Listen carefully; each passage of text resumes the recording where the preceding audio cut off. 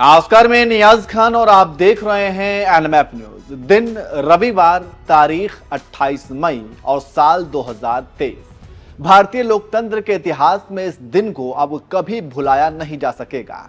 इसी दिन भारतीय लोकतंत्र में एक नए युग की शुरुआत हुई और लोकतंत्र के मंदिर नए संसद भवन का उद्घाटन हुआ। हालांकि इस उद्घाटन समारोह में 20 विपक्षी दलों ने शिरकत नहीं की। वो अपनी मांग और जिद पर अड़े रहे।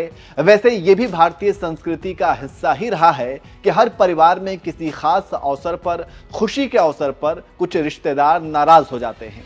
उन्हें लगता है कि उनको अनदेखा किया जा रहा है, उनका सम्मान नहीं किया जा रहा है। अब चूंकि हमारे देश में रहने वाले लोग भी एक परिवार हैं, तो ठीक ऐसा ही हुआ नए संसद भवन के उद्घाटन पर। सत्ता पक्ष विपक्षियों को मनाती रही, उन्हें समझाती रही, लेकिन विपक्ष तो कुछ ज्यादा ही नाराज था। खैर, नाराजगी कितने दिनों की होती ही है। आज भले ही नाराज हों, लेकिन कल तो उन्हें भी उसी संसद भवन में बैठना है और ये कोई तंज नहीं है, ये हकीकत है। खैर, प्रधानमंत्री नरेंद्र मोदी ने रविवार को नए संसद भवन का उद्घाटन किया और पूरा देश इस गौरवशाली क्षण का गवाह बना। इस बीच एक तस्वीर सोशल मीडिया पर खूब वायरल हो रही है। इस तस्वीर में पीएम मोदी कुर्सी पर बैठे एक बुजुर्ग को झुककर प्रणाम कर रहे हैं। इस तस्वीर को देखकर हर कोई अब यही जानना चाह रहा है कि आखिर ये बुजुर्ग शख्स हैं कौन, जिसे प्रधानमंत्री मोदी इतना सम्मान दे रहे हैं। तो चलिए आपको इस बुजुर्ग शख्स के बारे में बता देते हैं। इनकी उम्र 97 साल है और इनका नाम है वुमुद्दी एथिरा जुलू। ये वुमुद्दी बंगारू चिट्ठी परिवार के सबसे सीनियर सदस्य हैं और इनके ही परिवार ने 75 साल पहले सेंगोल को बनाया था, जिसे नए संसद भवन में स्थापित किया गया है। वुमुद्दी एथिरा जुलू तब महज 20 साल के थे जब उन्होंने अपने भाई के साथ मिलकर सेंगोल बनाया था। इस मौके पर वुमुद्दी एथिरा जुलू ने कहा, यह उनके लिए बहुत ही गर्व का क्षण है। Historic movement. Yes, How do you look at it, sir? I am very proud of it. Actually, I never expected. Whatever you do not expect and it comes on the way, you will be very happy. In that pattern, I am really happy to take part in the celebrations. आपको बता दें कि सेंगोल का बहुत ही ऐतिहासिक महत्व है। इसे भारत की आजादी के वर्ष यानी 1947 में तमिलनाडु से लाया गया था। ये वही सेंगोल है जिसे 14 अगस्त 1947 को रात के करीब 10:45 पर अंग्रेजों ने सत्ता हस्तांतरण के प्रतीक के तौर पर देश के तत्कालीन और आजाद भारत के पहले प्रधानमंत्री जवाहरलाल नेहरू को सौंपा था। वहीं अब नए संसद भवन के उद्घाटन के दिन इसी सेंगोल को लोकसभा अध्यक्ष की सीट के दाहिनी तरफ स्थापित कर दिया गया। रविवार को सबसे पहले प्रधानमंत्री मोदी ने मंत्रोच्चारण के दौरान सेंगोल को साष्टांग दंडवत प्रणाम किया, फिर उस सेंगोल को प्रदर्शनी के तौर पर सदन के अंदर स्थापित कर दिया। चलिए खबर के आखिर में हम आपको उस बुजुर्ग की वीडियो के साथ छोड़ जाते हैं जिनके परिवार ने इस सेंगोल को बनाया था। आप उन्हें सुनिए और कमेंट करके अपनी राय दीजिए। Sir. I am very proud of it. Actually, I never expected. Whatever you do not expect and it comes on the way, you will be very happy. In that pattern, I am really happy to take part in the celebrations. Whatever you say. Very interestingly, one more thing happened. We saw that you met Prime Minister Modi as well yesterday. How was the interaction, sir? I never expected. It was so nice. He himself came and spoke to me as easily as possible. And that is the most likely thing which I never expected. The Sangol which you made, sir. Can you talk about the Sangol right from 1947 and now at present? Talk about the Sangol, sir. I was instructed because from the very beginning I was interested in making the thing. Even when I was about 14 or 15 years old,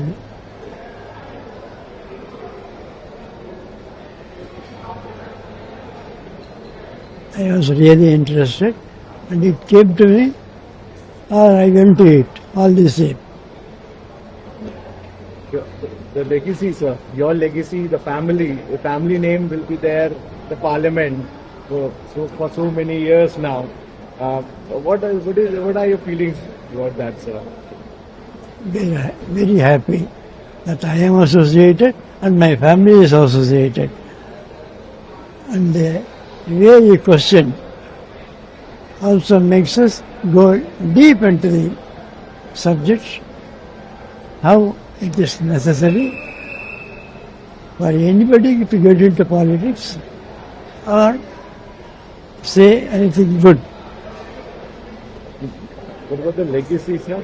Your legacy now will be forever, and about the Sengol as well, sir. So the legacy continues. What are your thoughts? It has to continue.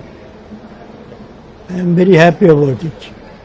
साथियों, भारत एक लोकतांत्रिक राष्ट्र ही नहीं बल्कि लोकतंत्र की जननी भी है, मदर ऑफ डेमोक्रेसी भी है। भारत आज वैश्विक लोकतंत्र का भी बहुत बड़ा आधार है। लोकतंत्र हमारे लिए सिर्फ एक व्यवस्था नहीं, एक संस्कार है, एक विचार है, एक परंपरा है। हमारे वेद हमें सभाओं और समितियों के लोकतांत्रिक आदर्श सिखाते हैं। महाभारत जैसे ग्रंथों में गणों और गणतंत्रों की व्यवस्था का उल्लेख मिलता है। हमने वैशाली जैसे गणतंत्रों को जीकर दिखाया है। हमने भगवान बसवेश्वर के अनुभव मंटपा को अपना गौरव माना है। तमिलनाडु में मिला 900 ईस्वी का शिलालेख आज भी हर किसी को हैरान कर देता है। हमारा लोकतंत्र ही हमारी प्रेरणा है। हमारा संविधान ही हमारा संकल्प है। इस प्रेरणा, इस संकल्प की सबसे श्रेष्ठ प्रतिनिधि अगर कोई है तो ये हमारी संसद है। और ये संसद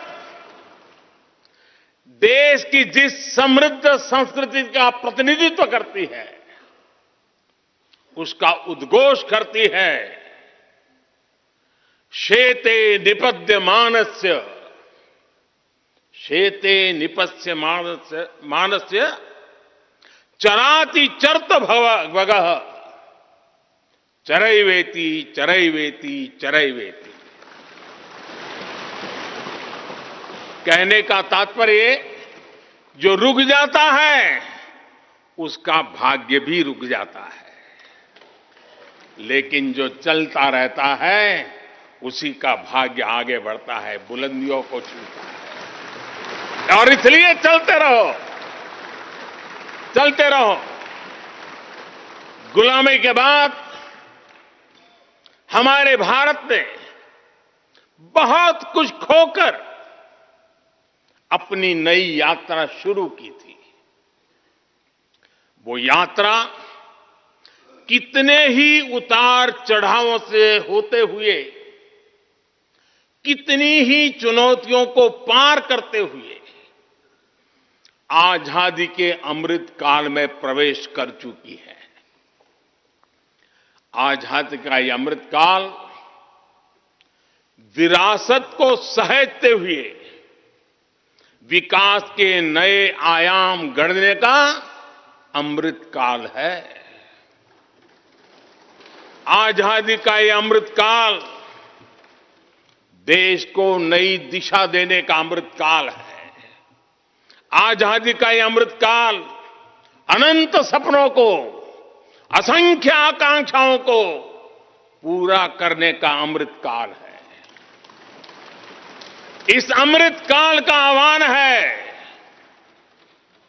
इस अमृतकाल का आह्वान है मुक्त मातृभूमि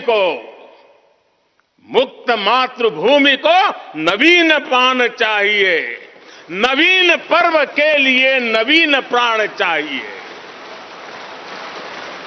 मुक्त गीत